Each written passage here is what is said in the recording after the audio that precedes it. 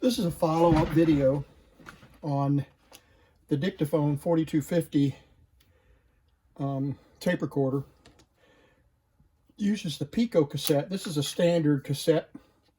This is the pico cassette. This is a mini cassette or micro cassette, and then this is a pico cassette.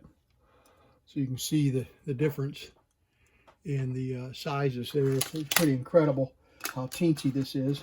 And I think I mentioned in a previous video that Sony actually came out with one smaller than this that DIctaphone came out with. And so I'm still looking for one of those, but they're very expensive on eBay, called the Scoop recorder or something like that. But I've got two here, and I rebuilt this DIctaphone. Got this off eBay, or got this from a friend, needed new belts, and got it running. And this one is not working correctly. It'll run for a few seconds and then stop. I can illustrate this. I think I can illustrate it here. Yeah, there it opened up. And we'll start the tape playing, and you can watch it play and turn on. There we go, turning it on, pushing play. And as long as I turn the take-up reel, or the supply reel, it will pulse and continue to run. And it's beeping to tell me that I don't have a tape in there or I've got a problem. So we're going to turn it off. All right, this is a really clever design. Let me zoom in here and show you a couple of things. Very interesting design. There's a little motor right here that drives a series of gears that pushes the tape head and pinch roller up into the tape. So when you turn the unit on, let me do that. I don't have the buttons.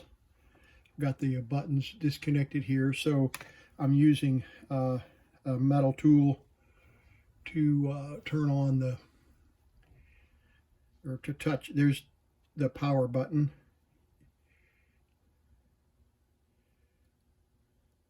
There, it's off. I think it's got glue on it. There's on, and there's play, and you can see it energizes the tape mechanism. And then let me see if I can do this with. I'm going to push. Whoop, I knew that was going to happen. Batteries popped out.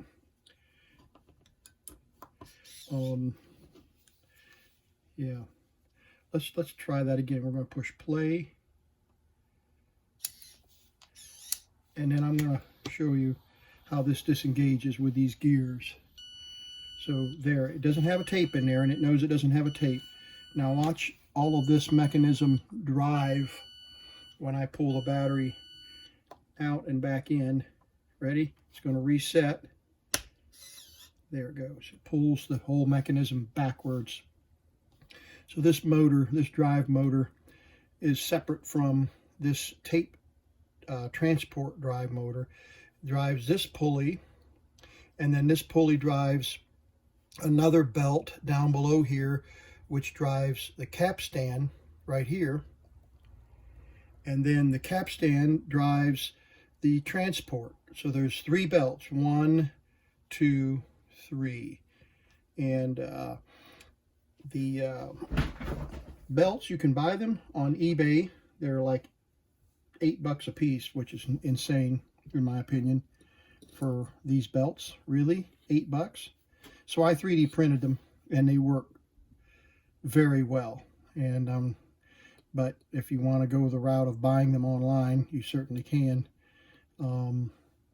They are 1mm square belts, and I think 20mm diameter and 40 millimeter diameter. I think that's what this. So the long belt is 40, and then there are two 20 millimeter belts in here.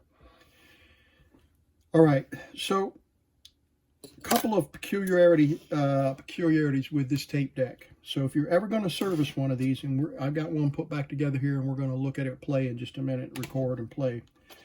But if you're ever going to service one of these, you got to know some secrets. And so you're not going to find these. I found these through the School of Hard Knocks. And so it takes a special battery. I think I illustrated that earlier. The size N as in November, 1.4 volt batteries. But here's what you've got to do in order to get to the belts.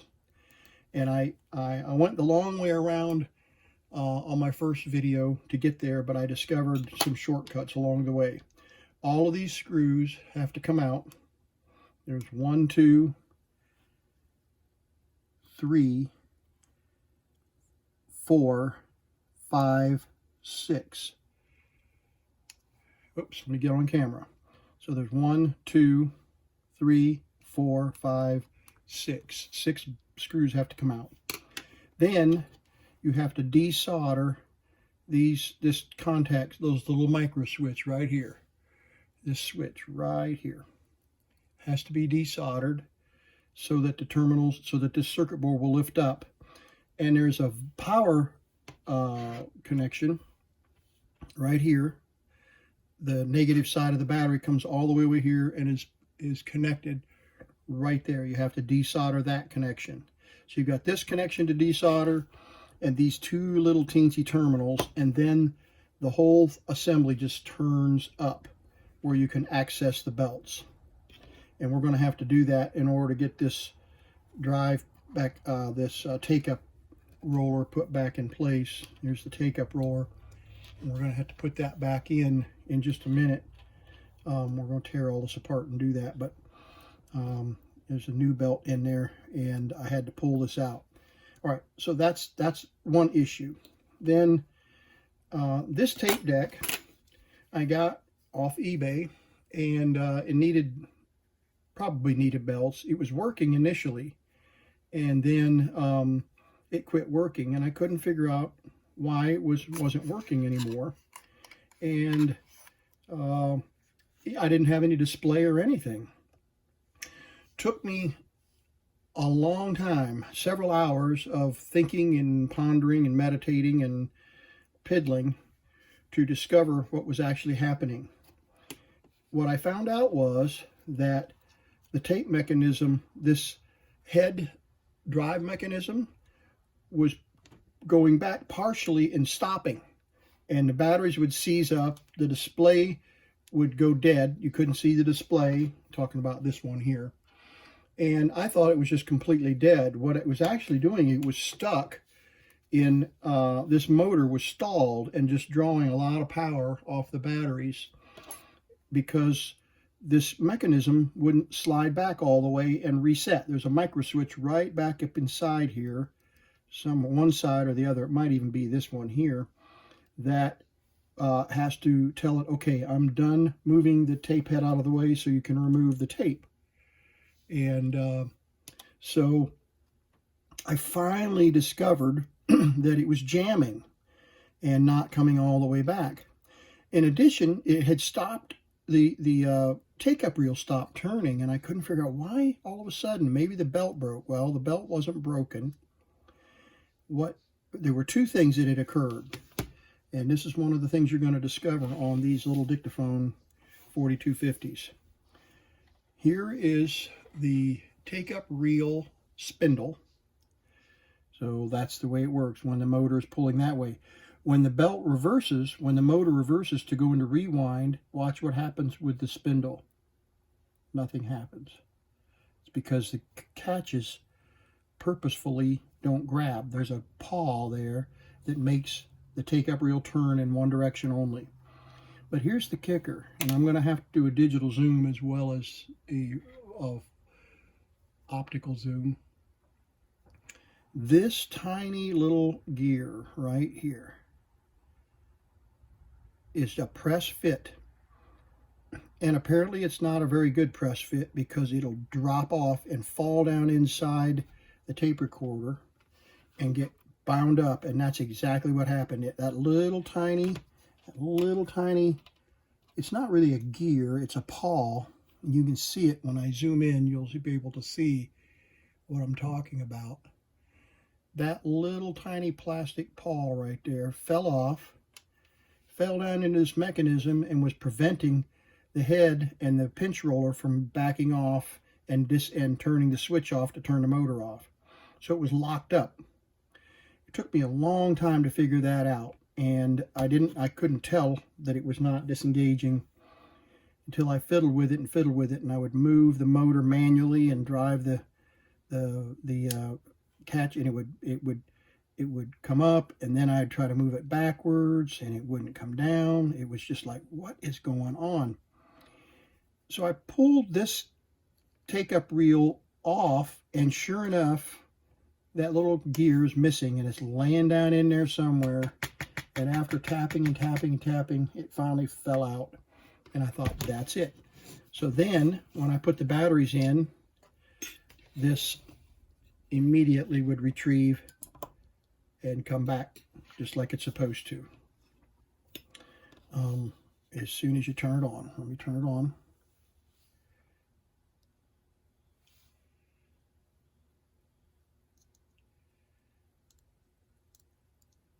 And get to the power.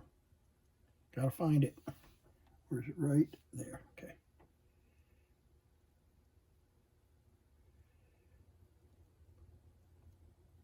Where are you?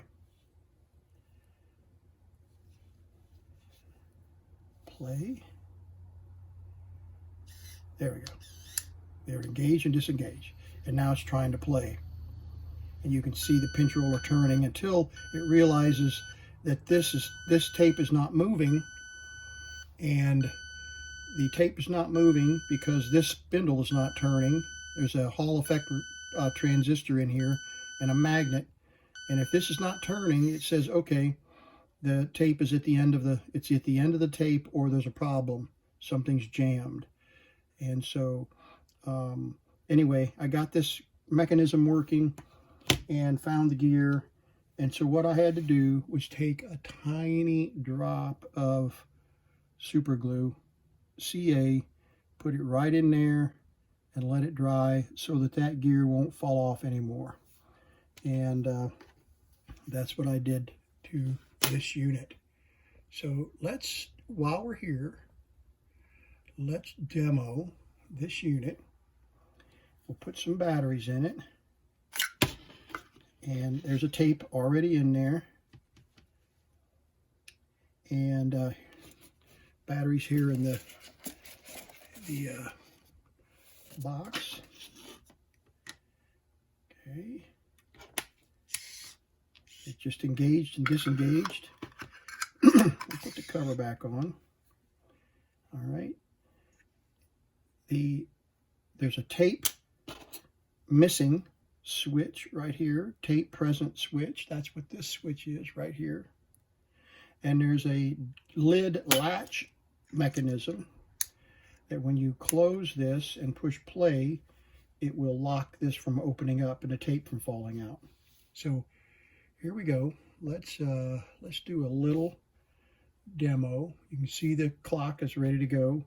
We're going to put it on conference. The conference setting is a louder, more sensitive, it's a more sensitive microphone, so you can set the tape recorder in the middle of your conference table and record whatever's going on in the meeting, or you can hold the record button and record directly into the microphone right here. But we're going to stop it, and we're going to go on to conference, and we're going to begin recording. Testing 1 2 3, testing 1 2 3 on the DIctaphone 4250 voice processor with pico cassette. Let's see what this sounds like after replacing the belts and repairing the take-up spindle mechanism. So we'll hit stop. We'll do rewind. It's playing backwards. Processor 4250, and we're testing to see if we're recording on the 4250 voice processor by DIctaphone, and let's see how this recording turned out. All right, so there we go. The tapes are very, very fragile and get bound up. Probably what I need to do is wind this tape one direction. You remember how we used to do that on these cassette tapes? When they would get bound up, you would slap them and get the tape all laying down properly because they would bind. And sometimes you could fast forward them all one direction and then rewind it one direction without flipping the tape over, and it would clear those jams. I suspect that that's probably what's going on here, is that I'm going to have to rewind the tape like this and fast forward it and get it to free up, because it's binding, and that's what's going on. The tape is getting real tight, and it's not allowing the to rewind, and it's bunching up inside the tape recorder here. Like so. That's the Pico cassette for the DIctaphone, and I'm going to finish putting this one back together, putting this back in with this new belt, and I've got to desolder, like I said before, and open this up and get the put this spindle back in, and then put the belts back onto the spindle. You can see the pulley there that the belt drives on.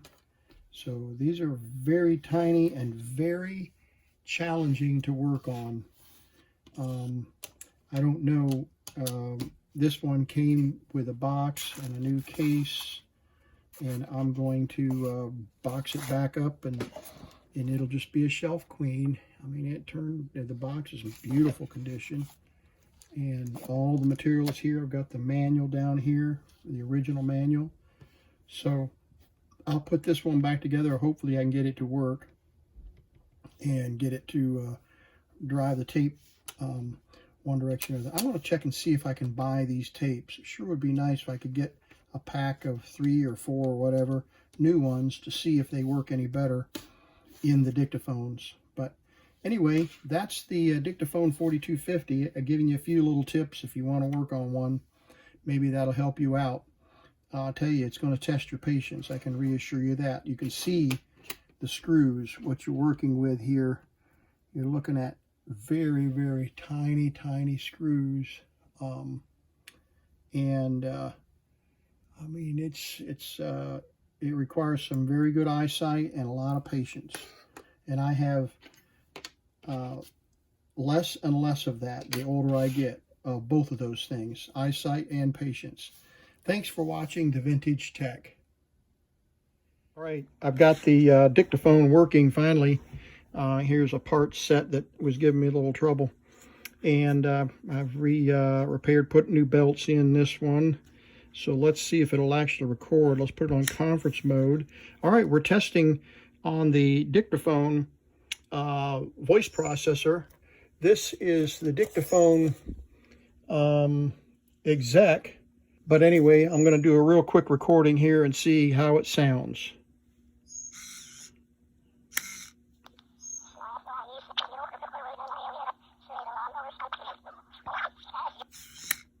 Exec. But anyway, I'm going to do a real quick recording here and see how it sounds.